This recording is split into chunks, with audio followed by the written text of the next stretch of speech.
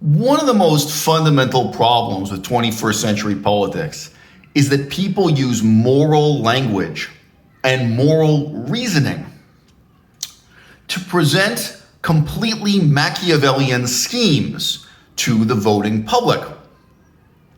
If China produces the cheapest cars in the world, and the government of the United States of America, with President Trump and Vice President J.D. Vance, if the government of the United States of America decides to engage in currency manipulation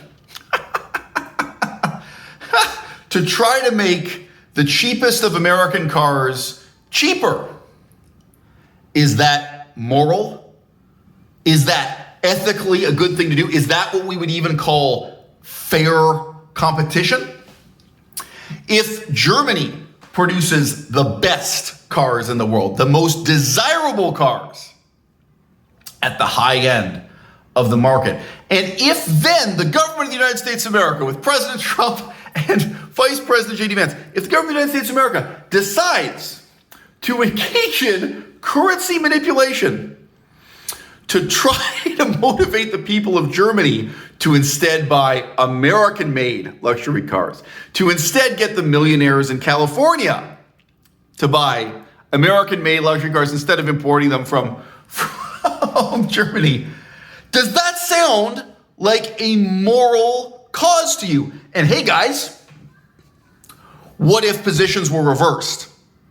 What if it were the government of Germany engaged in currency manipulation against us? How moral or immoral would you perceive that policy to be? What if it were the government of communist China engaged in currency manipulation?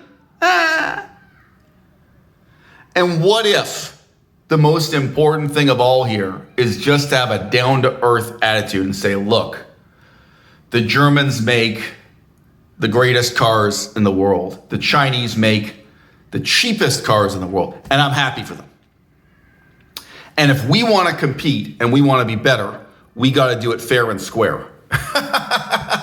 It's not the role of the American government to rip off its own citizens through tariffs and taxes that create unfair conditions for competition within the United States of America, nor to engage in currency manipulation that makes economic competition unfair for the whole world, for Western Europe, for Japan, for China, for everywhere else. And that is why for so many decades, the United States of America has been one of the leading voices fighting for the General Agreement on Tariff and Trade, the GATTS, and a whole international regime that tried to create an even playing field for manufactured goods like automobiles. Very brief digression here. The United States of America has never been interested in allowing free trade and fair level playing field for oranges, for citrus fruit. For some reason, people in the United States of America can neither buy expensive oranges from Spain nor cheap oranges imported from China, Japan, Thailand. For some reason, the United States of America has a protectionist policy so that Florida orange growing farms don't have to compete. There are innumerable hypocrisies built into the model of neoliberalism, globalization, that the 21st century has inherited from the 20th.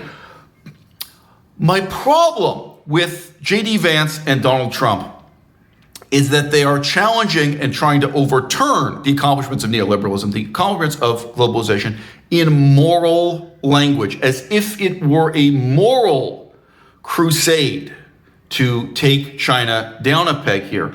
And how different it sounds, how different it seems if we replace China with Mexico.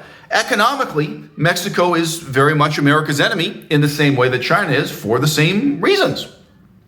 Do you think that J.D. Vance's currency manipulation scheme will result in factories in Mexico closing down and relocating to Detroit? Is that what you think is going to happen? Let me just ask you to run the numbers, all right? How much currency manipulation would the United States of America have to engage in? How drastic would the devaluing of the US dollar be in order to force factories in Mexico to close down and relocate to Michigan, all right? The government can manipulate the value of currency, right? But it can't really manipulate the value of things themselves. And sooner or later, right, the real value of products and services, it will reassert itself, as has happened in all kinds of third world countries that, where the government recklessly basically uncoupled the value of currency from the free market for political reasons to serve political ends. I won't digress into a lecture here, the history of hyperinflation, devaluing currencies, and what tends to happen next. So somehow when we switch from the more exotic and remote example of China to the more immediate, familiar, and easy to imagine example of Mexico, it seems very clear that the J.D. Vance / Donald Trump proposed strategy for taking China down a peg here, that it can't actually work. But my opposition is not merely pragmatic. It's not merely on the level of efficacy, whether or not this could be effective. My opposition is moral. I think what Americans need to grow up and accept as a fact is that military problems require military solutions. And it is not more ethical, it is not more moral, it is not more virtuous to try to substitute an economic solution for a military one. For all the same reasons that it is not more virtuous to starve your enemies to death than it is to defeat them in fair combat. If the United States of America wanted to influence communist China over the last several decades, you had an opportunity in Mongolia. Did you know this? Mongolia is a relatively powerless nation with huge territory, largely uninhabited territory, situated in between Vladimir Putin's Russia to the north and communist China to the south. They are terrified of both countries.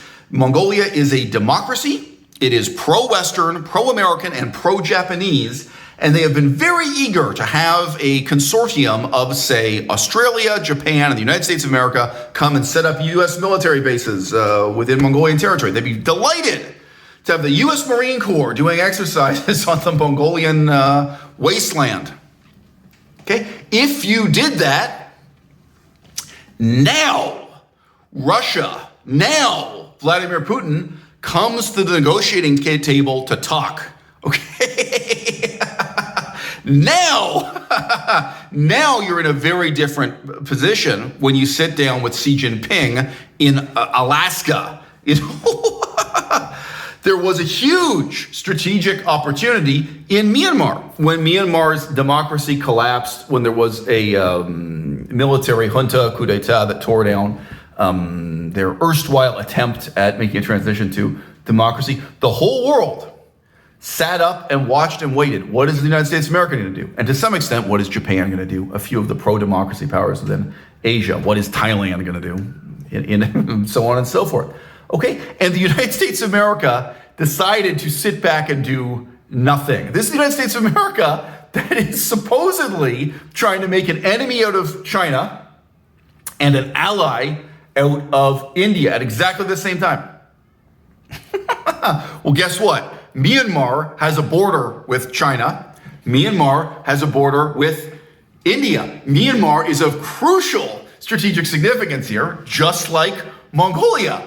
If you had wanted to, you, the United States of America, you could have invaded Myanmar. You could have set up a U.S. Marine Corps base in Myanmar. Sorry, did I misspeak there? My point is Mongolia and Myanmar. These were both opportunities. In Mongolia, you'd be going in with the government of Mongolia as your ally. In Myanmar, you'd be going in and conquering the anti-democratic forces, but with the pro-democracy, forces being your allies in that, now still ongoing civil war. Okay, well, now you're in a very different negotiating position with China, aren't you?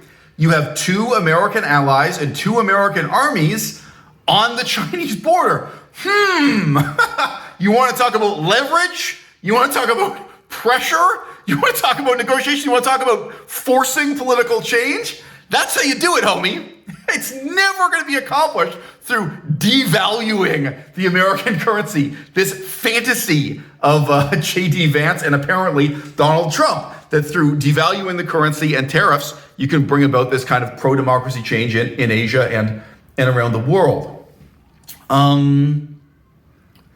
It seems as if our system of education has inculcated the notion into us, left, right, and center, across the political spectrum, that there's something immoral about war, and that it is virtuous to instead bring about political progress and social change through indirect, symbolic, and economic means.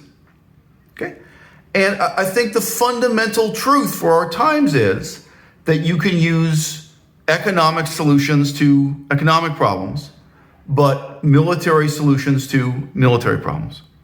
And instead, when you try to mix the two, under the misguided assumption that it would be more moral to do so, whether the example we want to use is Venezuela or Cuba, or now the proposed, action against China. When you try to mix the two, what you get instead is economic warfare, which is, I think, fundamentally much, much more immoral than free and fair trade and cooperation on the one hand, or a kind of fair and open hostility, a contest where ultimately armies and men with guns contend the question for the public to decide: do the people of China deserve to vote? That is not a question that is ever going to be answered by devaluing the American currency or creating a tariff that increases the price of basketball shoes by 60%.